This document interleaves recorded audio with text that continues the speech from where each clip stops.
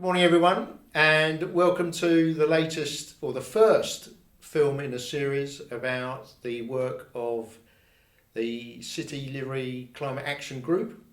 And joining me this morning is Keith Bottomley, who's a Common Councillor and Deputy Chairman of the Planning Committee. Of the Policy Committee. Policy Committee, sorry.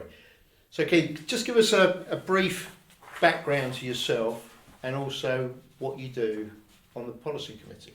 Well, Tim, thanks. Great to be here. Thanks for inviting me along. I've been a elected member of the City of London Corporation for 8 years.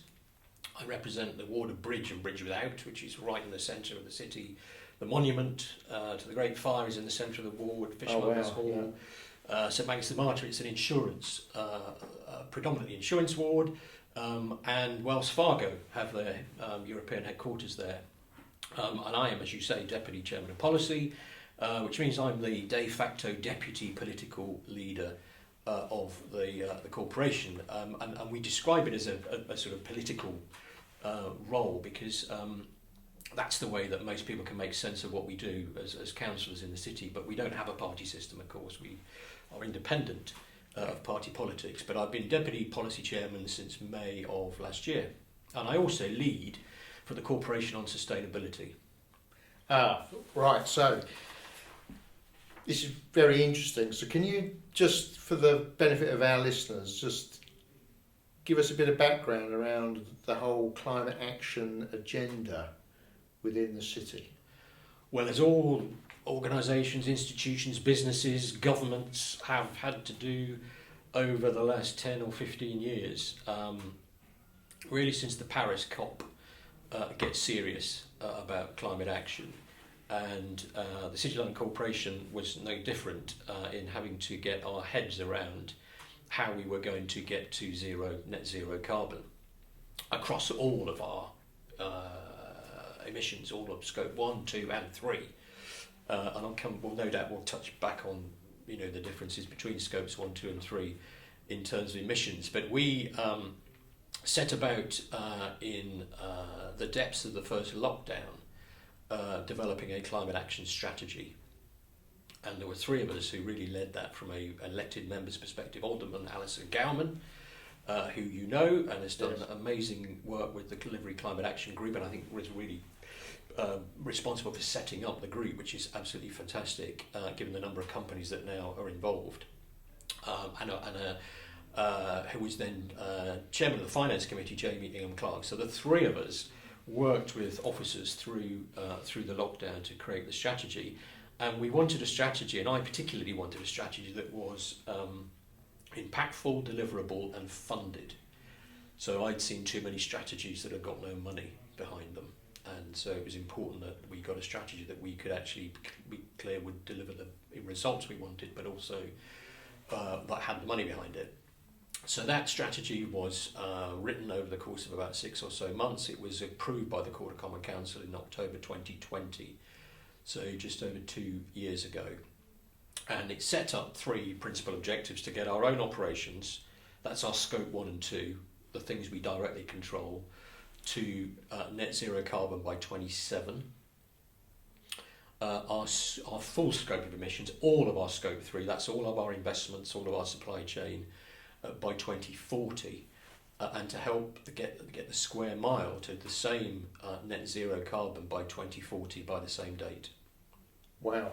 So this is the City of London Corporation fixing their own assets and their own supply chain, but also encouraging the other businesses within the square mile to do the same thing. Yeah. And it is one interesting to put it into context and why cities are so important in this whole debate about climate action and buildings and the built environment and construction. By 2080, the forecast population of the planet is 10 billion people, and 80% of those people will be living in 10,000 cities. Wow, that is the projection. So there is no alternative to decarbonising cities at all. The way in which that happens is pretty clearly understood now, but it's absolutely critical that cities are at the centre of decarbonisation, and I think at least a quarter of the UK's carbon emissions are buildings. So building sources. And is that carbon emissions during construction or in use, or is it a combination of the two? All of the above. We've spent a lot of time on, now we're the planning authority for the square mile, and we have done a lot of work on whole life carbon optioneering for buildings. And actually, when developers come to us now in the City of London with a planning proposal, the starting point is retrofit, is refurb. And developers have to prove that it's not economically or otherwise viable to either refurb or retrofit a building. So gone are the days where we started with, well, that's deconstruction and we're going to build something brand new. What we're saying now is we want to take the whole life carbon impact and the embodied carbon as part of that, really important. And we want to start with a retrofit or a refurb conversation before we get into anything else. And that's now embedded policy. Yeah. And therefore building owners and developers have no option but to take due cognizance of that.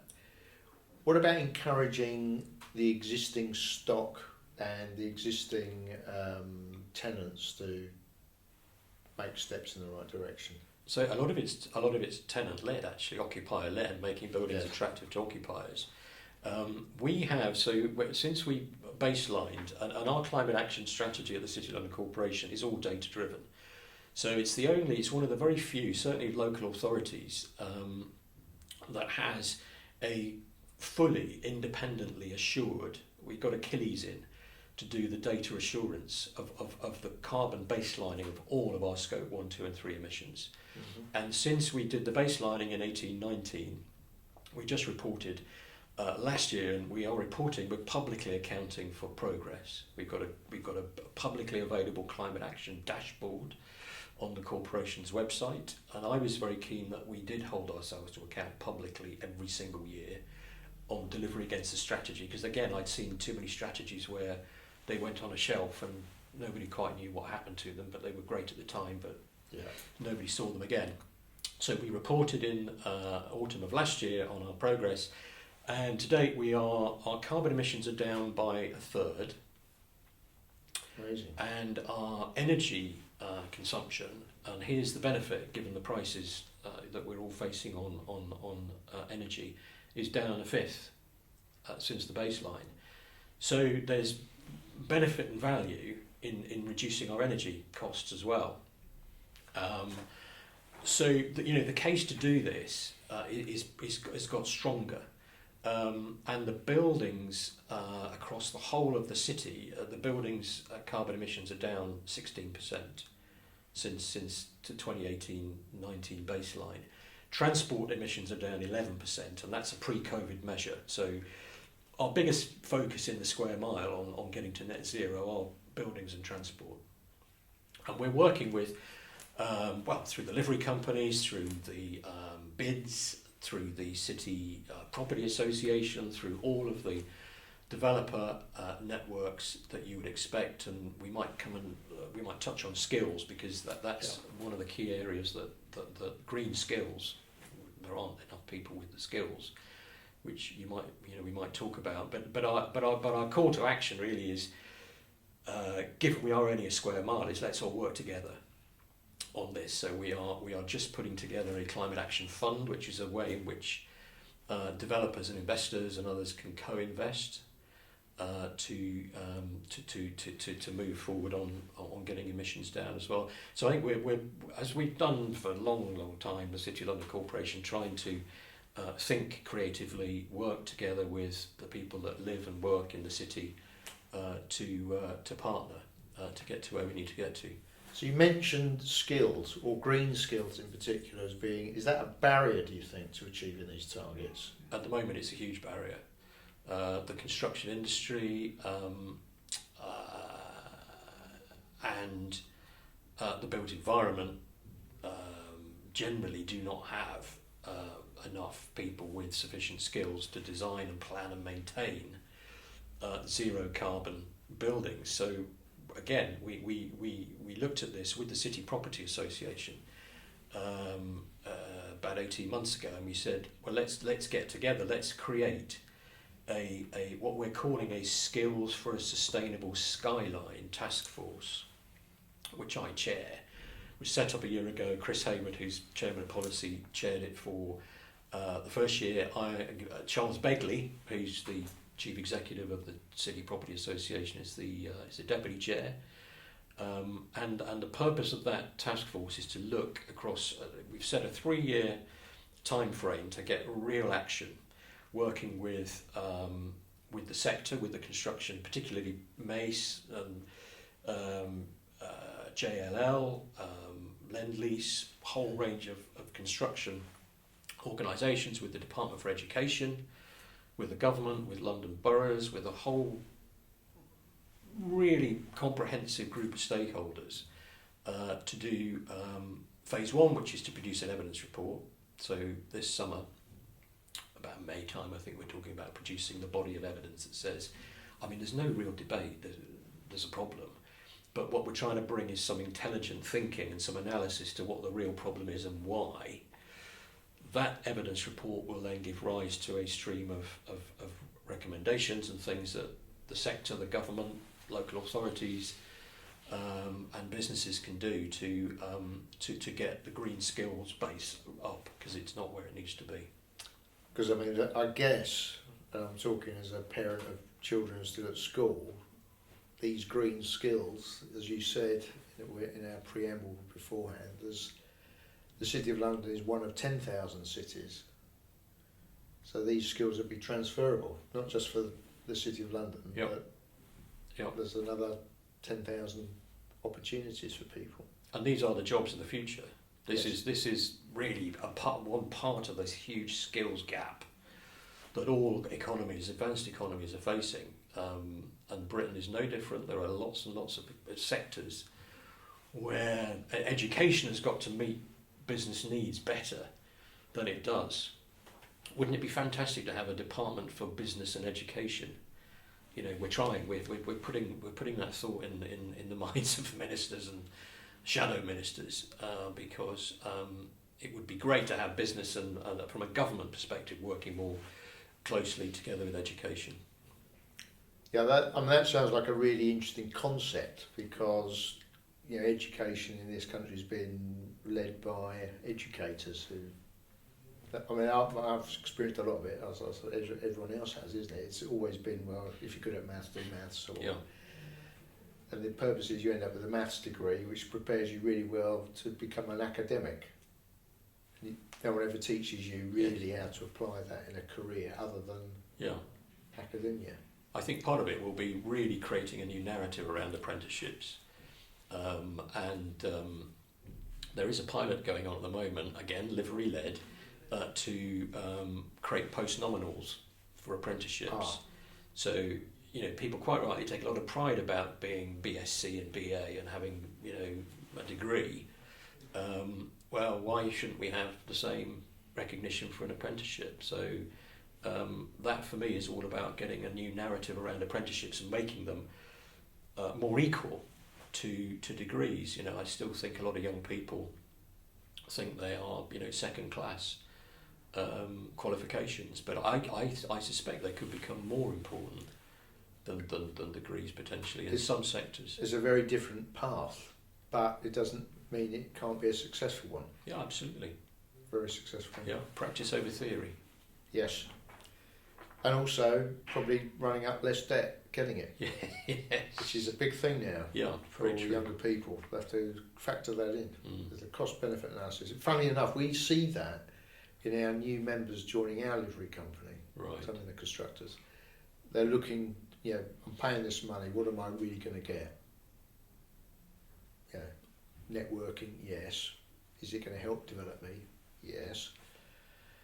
And that's the narrative that the younger members are interested in. Yeah, and it does go to the heart of the fact that taking climate action it creates jobs. So yes, there is employment and job opportunities attached to what it's all about. We've spoken quite a lot about buildings. You did also mention traffic or transport. But there's obviously got a key planning aspect to it as well. Can you just give us a little bit more on what's happening there? Sure. City London Corporation published a transport strategy pre-COVID, so we are revisiting it. But one of its central ambitions was to reduce the numbers of motor vehicles in the square mile by half. So we are never ever going to be in a situation where we think there shouldn't be motor vehicles in the square mile, not least of all because offices need to be serviced. So there will always be motor vehicles. What we're saying is there should be fewer of them. Pedestrians and cyclists should be preferred, but not to the exclusion of vehicles. And the vehicles themselves over time should be environmentally sustainable. They should be zero emission. Now, our transport strategy runs to a similar time frame to the climate action strategy. It's a sort of 20-year or 17 years as we are now. We have the third strategy would be, alongside climate action, transport is the air quality strategy, and that is much older than the other two. Our air quality strategy goes back, at least 10 years. We refreshed it just before the pandemic. We've made huge progress in the square mile in dealing with particularly carbon, nitrogen dioxide. We've got 90% of the square mile is now within the World Health Organization guidelines on NOx. The big problem areas are still the big routes of the A10, which is Bishopsgate and Gracechurch Street, Yes. and Upper and Lower Thames Street. And they are arteries that run north, south, east, west, but they are TfL routes actually. We're not the Highways Authority on those roads. So whatever we do in the square mile in the city, we have to do in partnership with TfL. But air quality is down 40-odd% pre-pandemic. Again, it's not a pandemic effect. The air quality in the city is better. It's not where it needs to be, and there's a lot of work to do on particulate matter. So anybody that knows something about air quality, there's the carbon dioxide, the nitrogen dioxide, and then there's the particulate. And the really lethal particulate matter is 2.5. It's tiny, tiny, tiny. That's the stuff that gets into your bloodstream, can cause heart conditions and all sorts of other dreadful things. So it's a real public health, immediate public health problem. But the solution to particulate matter in the air cannot be local. So we did some analysis over the last few years, and of all the particulate matter in the city, only 4% is generated in the city. It blows in. Mm-hmm. Some of it blows in a long way. From continental Europe, we get episodes of particulate matter in the city and in London that we have no control over. So the answer to the particulate matter problem is at least national government working with local authorities, and it's global more than that. But the only thing I'd say, Tim, on air quality is local authorities in Britain do not have powers to do with non-transport related sources of pollution. So that's standby diesel generation, plant and equipment in buildings. Yeah. We have got statutory powers to deal with anything that is transport related, but not anything that's not transport related. So we put some amendments down in Parliament to the Environment Bill to try and get those powers in, and in doing that, we've got the issue up the agenda with DEFRA. So we're pushing hard to see if we can get those powers for local authorities. Now, that's important to get that, but what the city has been able to do, and I think it was Alison Gowman's leadership, was form this Livery Climate Action Group. Can you just say a little bit about how that fits in with the City of London's strategy? First of all, it's fantastic. I think there's 61 livery companies now. Yeah. So Alison's done an amazing job and a great job, and she's been the real sort of driving force behind that. For me, it is about us all working together to address the problem. And the livery companies are they're a really important part of the city's stakeholder group because most people in livery companies are in business in some shape or form and have influence in their own businesses, and working together to deal with climate action is very much part of the equation, and also encouraging people to change their own behaviour. So that's where the real moments of truth occur, when people say, well, am I prepared to do this differently or that differently? Livery companies have got a role in there, no question about that, and also to share the plans that livery companies are developing with each other, with the corporation, and to address. I mean, as always, getting the plans really integrated through the supply chains is really important.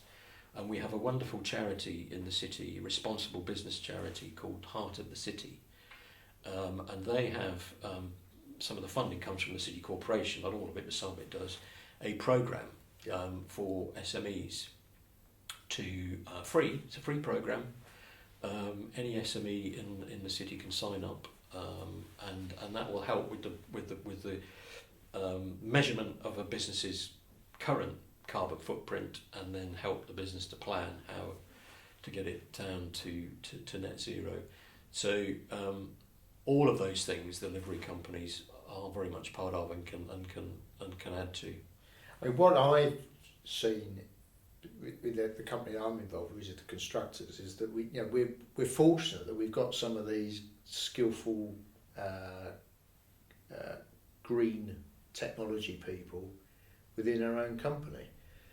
And the interesting thing is, when we recruit new members and we say, well, these are the committees, which ones you want to get involved with, the most popular by 100 miles is the Climate Action Group. So it really is, people who are entering the livery are finding that an attractive reason to join, and that's where they want to put their energy.